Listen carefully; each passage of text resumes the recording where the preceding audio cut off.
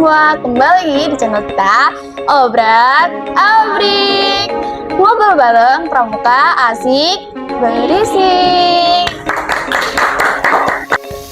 Jadi kali ini kita kedatangan tamu spesial, yaitu siswi dari SMP Negeri 3 Batang yang sering mengikuti lomba seperti puisi, storytelling, dan juga salah satu atlet pencaksilat. Dan prestasi yang paling memakan baru-baru ini adalah Manadi ini mewakili Jawa Tengah untuk mengikuti pertukaran pelajar antar daerah Sabang Merauke di Jakarta. Oke, sebelum itu Manadi boleh perkenalan diri dulu? Boleh, halo hai semuanya. Perkenalkan, namaku Nadi Pertiwi yang sekarang duduk di bangku kelas 9 SMP Negeri 3 Batang. Dan aku adalah salah satu adik Sabang Merauke tahun 2024. Oke, terima kasih Mbak. Oh iya, gimana sih seleksi pertukaran pelajarannya Kak? Jadi mulai dari awal aku memang lagi cari info lomba nih kebetulan, karena aku kalau misalkan ikut lomba-lomba ya memang cari infonya lewat Instagram gitu. Nah, waktu aku cari info tiba-tiba ada informasi bahwa ada pertukaran pelajar antar daerah di Jakarta. Wah, menarik gitu kan. Akhirnya aku coba daftar nih gitu. Jadi mulai dari awal aku ikut dari pendaftaran awal, yaitu pendaftaran tahap awal itu disuruh mengisi data diri dan berbagai pertanyaan yang harus aku isi gitu.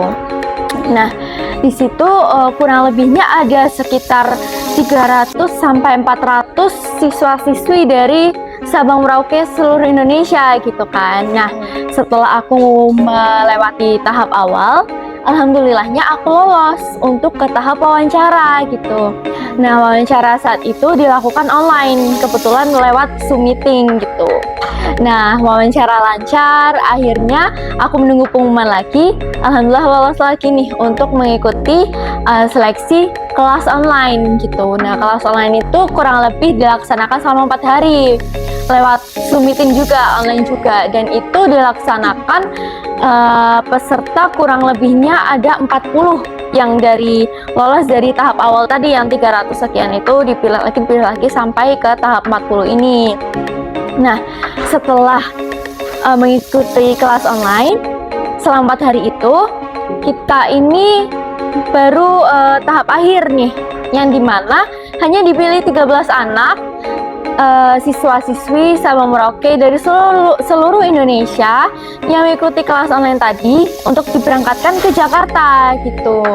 Nah, waktu pengumuman untuk tahap akhir ini aku lumayan deg-degan nih, kayak aku lolos nggak ya gitu kan.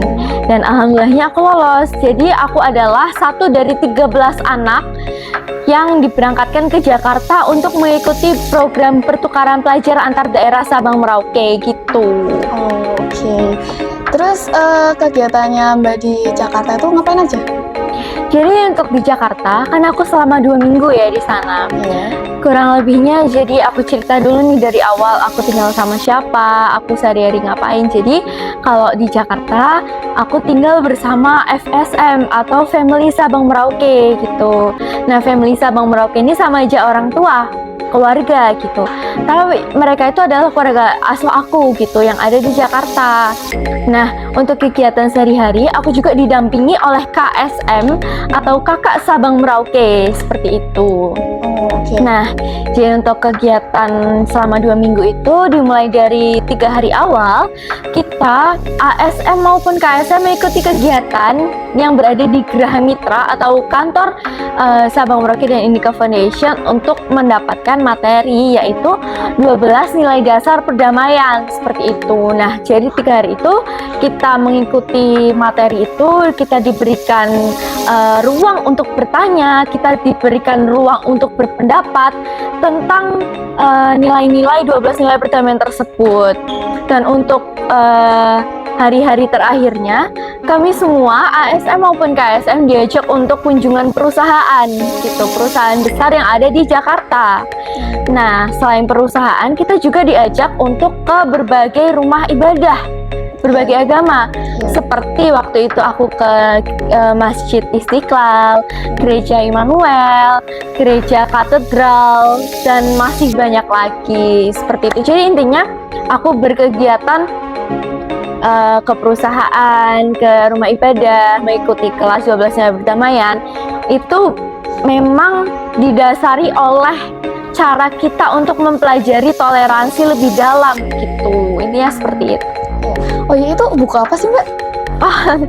Jadi ini adalah buku 12 nilai dasar perdamaian. Jadi yang tadi aku sudah ceritakan di awal, 3 hari awal itu kita semua ASM maupun KSM belajar tentang buku ini. Jadi buku ini ada 12 nilai dasar perdamaian. Aku sebutin beberapa aja ya. Kayak misal bangga jadi diri sendiri, no curiga no prasangka, beda culture tetap akur, beda keyakinan tetap berteman. Konflik bikin kamu tambah dewasa. Jadi aku pengen ambil satu topik gitu ya untuk aku bahas. Jadi misalkan satu topik yaitu konflik bikin kamu tambah dewasa, yang dijelaskan oleh 3 hari awal gitu kan. Jadi dijelaskan bahwa ketika kita ada konflik, itu kita diajarkan untuk menghadapi konflik tersebut dengan berpikir yang matang gitu. Jadi ketika ada konflik, kita nggak langsung yang cepat untuk mengambil keputusan, tapi kita itu perlu orang yang dimana kita butuh masukan orang tersebut gitu. Misal contohnya cara menyelesaikan konflik nih dengan cara bantuan orang ketiga. Nah, jadi bantuan orang ketiga itu gimana sih? Jadi bantuan orang ketiga itu adalah ketika aku misal ada masalah dengan teman, kita punya masalah berdua, dan aku minta tolong orang tua untuk menyelesaikan masalahku dengan temanku. Itu adalah salah satu contoh bantuan orang ketiga. Dan orang tuaku ini nanti yang akan memberikan pendapat, masukan. Jadi nanti kamu untuk menyelesaikan masalah ini, kamu harus seperti ini, kamu harus seperti itu gitu. Jadi kita diajarkan untuk berpikir dewasa nih ketika kita ada konflik. Jadi nggak gampang kita nganggap konflik itu terus kita sebarluaskan tuh enggak. Tapi gimana cara kita menghadapi konflik tersebut supaya bisa cepat selesai. Salah satu contoh yang diajarkan di buku 12 nilai dasar perdamaian itu sih. Oke. Terus makna bertoleransi itu apa sih? Jadi untuk makna toleransi sebetulnya itu adalah, kalau yang biasa kita pelajari teman-teman nih di bangku sekolah, mungkin karena aku sendiri juga belajar, toleransi yang biasa aku dengar itu adalah gimana cara kita untuk menerima, menghargai perbedaan sara, suku, agama, ras, dan budaya. Tetapi sebenarnya nih, makna toleransi itu nggak cuma di situ. Jadi makna toleransi yang sebenarnya adalah gimana cara kita untuk menghargai perbedaan apapun itu, tidak hanya sara. Bahkan ketika kita menghargai pendapat orang lain, itu juga termasuk salah satu contoh toleransi gitu. Jadi ketika misal di sekolah nih, kita lagi ngomong berdua sama teman, sama guru, ataupun sama keluarga, kerabat gitu, kita pasti kan punya banyak perbedaan kan, punya perbedaan pendapat banyak.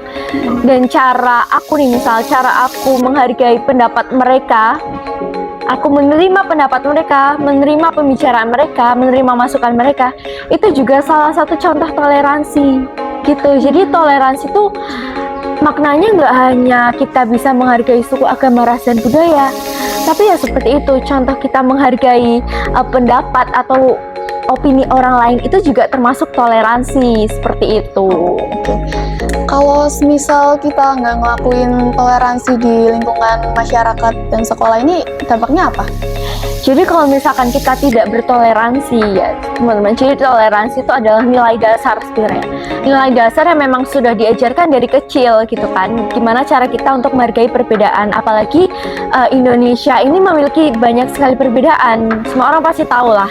Kita memiliki perbedaan budaya, kita memiliki perbedaan agama, suku, ras, dan lain sebagainya. Bahkan perbedaan berpakaian, perbedaan keyakinan maupun perbedaan pendapat itu juga banyak di Indonesia, benar kan? Nah, jadi kalau misalkan kita nggak menerapkan toleransi di sekolah, di masyarakat, ataupun di lingkungan lainnya, itu bakal berdampak buruk dan bisa mengarah pada pembulian. Contohnya yang marak-marak baru-baru ini kan, sekolah kan banyak banget terjadi pembulian kan. Nah, itu salah satu dampaknya adalah kita nggak bertoleransi, bisa jadi seperti itu. Jadi ketika misal nih kita lagi ngobrol, tiba-tiba si A nyeletuk kayak, kamu kok gini sih, masukan kamu kok aneh sih. Nah di situ mungkin tiba-tiba terjadi cekcok, terjadi permusuhan di situ. Dan itu kan mengarah pada pembulian juga kan. Nah itu juga termasuk dampak jika kita tidak melakukan toleransi gitu. Itu di sekolah ya. Dan di masyarakat itu mungkin dampaknya bisa lebih luas lagi gitu kan. Kita jadi bisa tidak dihargai di lingkungan masyarakat seperti itu. Kita jadi susah mendapatkan kerabat seperti itu, karena ya yang tadi aku jelaskan di awal bahwa toleransi itu memang nilai yang sangat dasar yang memang harus jadi pegangan atau pedoman ketika kita berkegiatan sehari-hari seperti itu. Oke. Terakhir, pesan-kesannya Mbak Nadi untuk teman-teman yang lain. Pesan-kesan aku untuk teman-teman adalah tentang toleransi. Yang pertama, tetaplah merawat toleransi. Merawat toleransi itu nggak susah kok. Itu memang hal yang sudah diajarkan dari kecil. Bahwasanya kita memang dilahirkan di Indonesia dari berbagai banyak perbedaan. Dan toleransi itu perlu untuk kita supaya bisa hidup berdampingan dengan tanpa adanya konflik seperti itu. Tetap memegang teguh nilai toleransi, merawat toleransi. Jangan lupa tetap berprestasi, usahalah semaksimal mungkin. Jika itu baik, tetap berusaha, jangan pernah menyerah, lakukan apa yang kalian bisa. Terakhir, Sabang Merauke mengajarkan bahwa toleransi tidak bisa hanya diajarkan, namun toleransi harus dialami dan dirasakan. Oke, sekian episode kali ini. Jangan lupa like, comment, share, dan subscribe. Dadah.